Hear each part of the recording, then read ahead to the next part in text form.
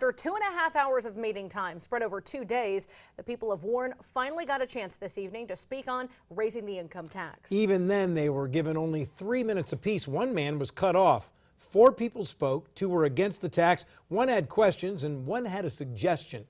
Should a 0.5% income tax increase for Warren be on the November ballot? It's our top story at 10. Warren City Council met again this evening to talk about placing a 0.5% income tax increase on the November ballot.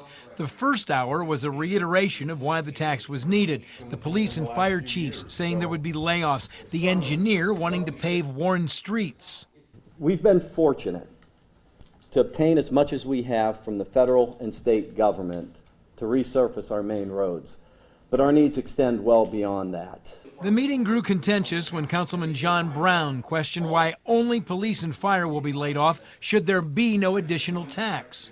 So out of 400 people that we employ in this city, you're saying the only way to do this is to lay off policemen and firefighters. And I say we have to dig a lot deeper than that. Mayor Doug Franklin's response: the city has already eliminated 81 jobs since 2011. I challenge you to bring me your recommendations on how we can make that work. Then the public spoke. Former Councilman Ron White was against a permanent income tax increase until the union contracts were negotiated. I'm what you call on a teeter-totter. I'm looking at a temporary tax. I don't have a problem with that. Greg Greathouse urged council to vote against allowing the tax increase to even be on the ballot.